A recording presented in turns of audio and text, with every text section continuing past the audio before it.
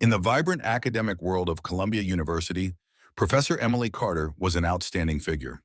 As a professor of cognitive psychology, she had made a name for herself through her profound research and charismatic teaching style. Her lectures were always packed, and her students appreciated her open manner and ability to make complex concepts understandable. Emily was in her mid-40s, an age that gave her both the maturity and dynamism needed for her role as a lecturer. Her energetic smile and sharp mind made her lectures a sought-after event, and her ability to explain even the most difficult topics vividly made her one of the university's most popular professors. Jason Miller, an aspiring third-year student, was a sociable and friendly person who effortlessly fit into the university's social fabric. Jason was not only active in several student clubs, including the chess club and the mathematics society, but was also known for his open and helpful nature. He had already made a name for himself in his studies and was considered one of the most promising students of his year.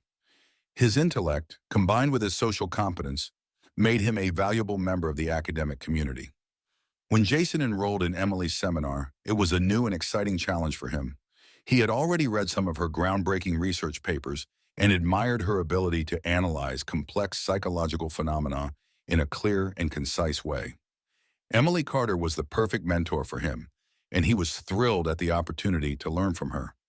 The first encounter between Jason and Emily took place during a lecture when Jason asked a question about the latest findings in cognitive psychology. Emily answered the question precisely and engagingly, praising Jason's acumen and encouraging him to ask more questions. For Jason, this was the beginning of a fascination that quickly went beyond the purely academic.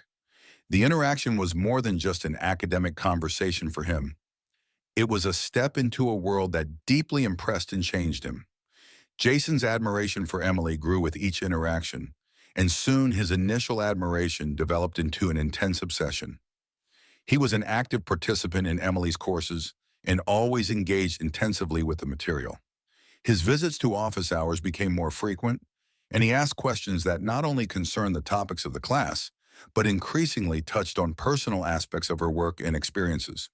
Although Emily allocated her time equally to all students, she noticed that Jason displayed a special intensity in his questions and conversations. While his questions initially seemed academic, it quickly became clear that they were becoming increasingly personal. Jason began to give her small gifts, books he found inspiring, or handwritten notes expressing his gratitude for her support. Emily was polite and appreciated the attention, but she couldn't help feeling a certain discomfort. The intensity and frequency of the gestures felt increasingly intrusive. Jason tried various ways to get more of Emily's attention. He engaged strongly in discussions during lectures and tried to stand out from other students. He began to show increasing isolation from his friends and activities as his obsession with the subject and Emily grew stronger. His friends noticed that Jason was changing. His obsession with the professor was taking over and affecting his social interaction and emotional well-being. Jason's obsession took on serious proportions when he started following Emily outside the university. He developed a detailed plan to find out where she spent her free time and to observe her daily routines. Through clever questioning and observations, he learned that Emily often relaxed in a small cafe near the university. Jason began to coordinate his visits there to possibly meet her by chance. Initially, Jason tried to keep his presence in the cafe invisible, but soon he started appearing there more frequently and tried to seek conversations with Emily. Emily was friendly, but she noticed the increasing frequency of Jason's visits and began to worry. Her friends and colleagues also noticed that she was becoming increasingly uncomfortable when Jason was around. The unusual and disturbing encounters led Emily to feel increasingly isolated and concerned. Jason also began to follow Emily's public profiles on social media. He scoured her posts and photos to learn more about her personal life. He discovered that Emily enjoyed jogging in her free time and frequented a local gym.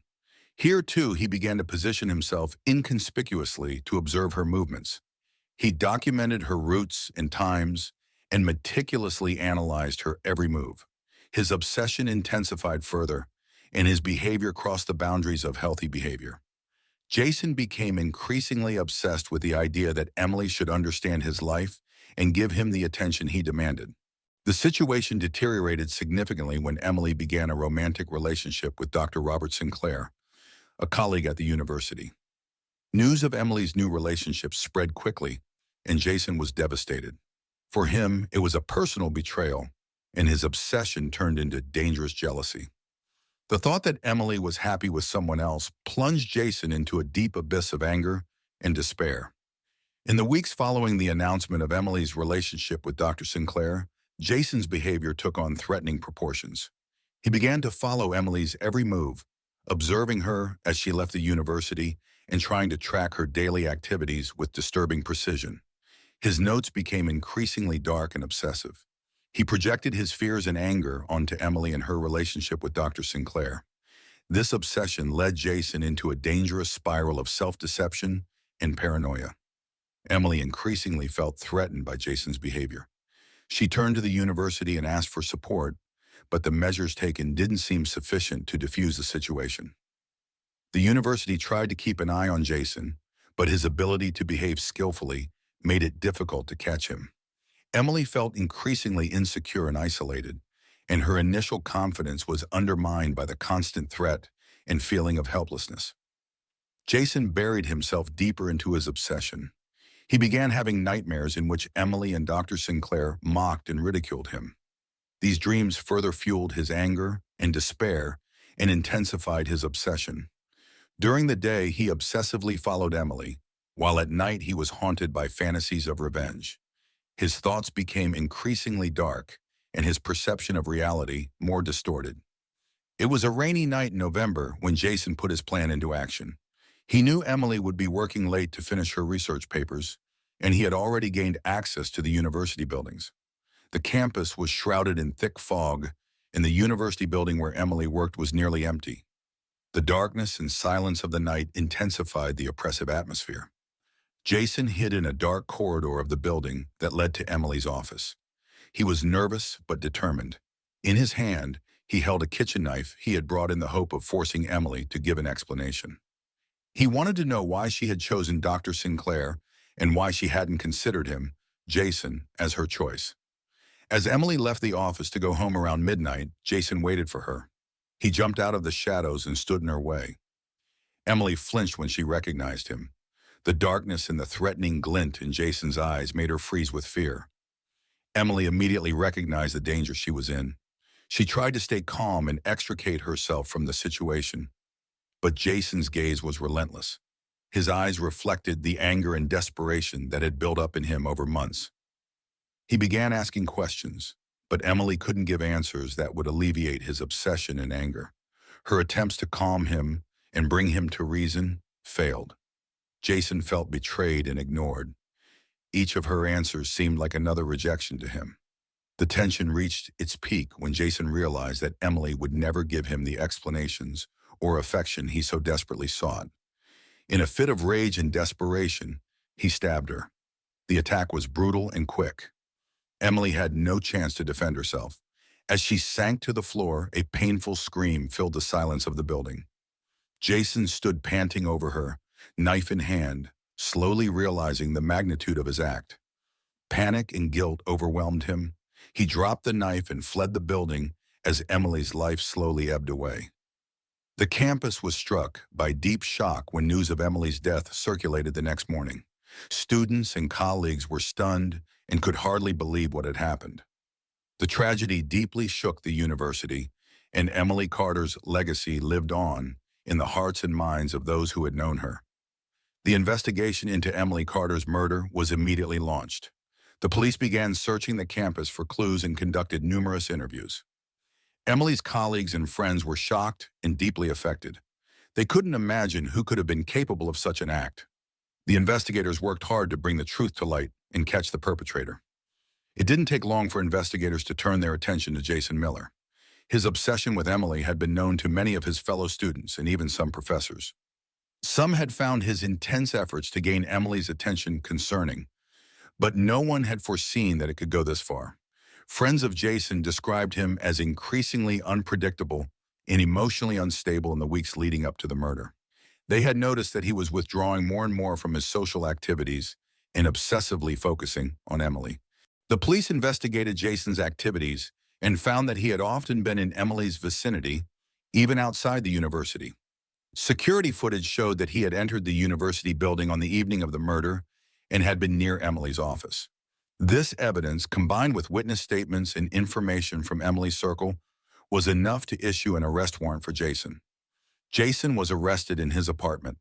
During the search, the police found his notes and diaries, which detailed his obsession with Emily. The records contained detailed plans and surveillance notes, showing how he had tracked Emily's movements. It was obvious that he had planned and executed the murder with full intent.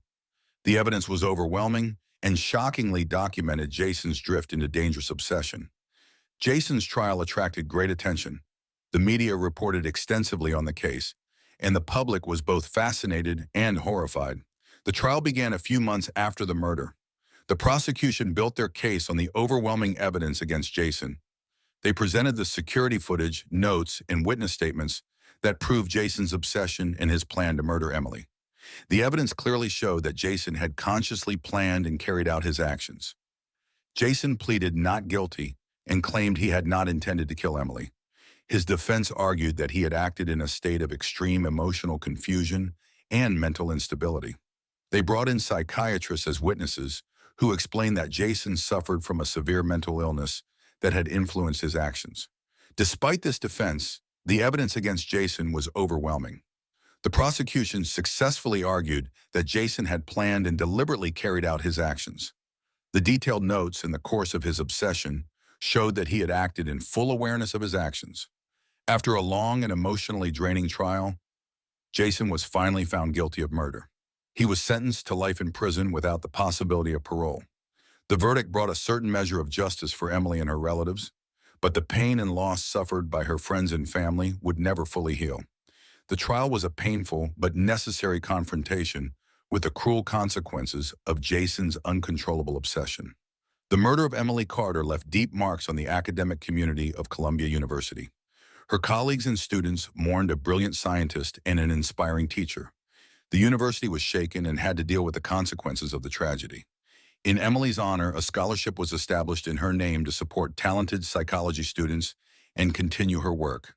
The scholarship was intended to help preserve Emily's legacy and further advance the field of psychology she valued. The university also took measures to improve safety on campus. Security protocols were revised, and a better support network was created for students and staff who might find themselves in potentially dangerous situations. The tragedy served as a sobering reminder of how important it is to recognize and take seriously early signs of obsession and stalking. The university increased its efforts to recognize such signs and take appropriate measures to ensure the safety of all members of the academic community. Jason's friends and family were also shaken by the events. They could hardly believe that the friendly and intelligent young man they had known had been capable of such an act. Many of them wondered if they could have recognized the signs of his obsession and mental decline and intervened before it was too late. The tragedy not only brought to light the terrible consequences of mental illness, but also raised the question of how societal support systems can be improved. The academic community and society as a whole learned valuable lessons from this tragedy. It became clear how important it is to develop awareness of the signs of stalking and obsession and to take appropriate measures to protect potential victims. Psychologists and criminologists studied the case intensively to better understand how such situations arise and how they can be prevented. Emily Carter's life and work continued to be held in high esteem. Her research and passion for psychology inspired many young scientists and students. Her legacy lived on in the hearts and minds of those who had the fortune to be taught and mentored by her.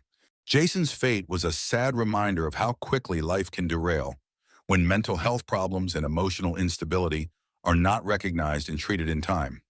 His story served as a warning of how important it is to seek and accept help when in a difficult and overwhelming situation. The tragedy led to lasting changes at Columbia University.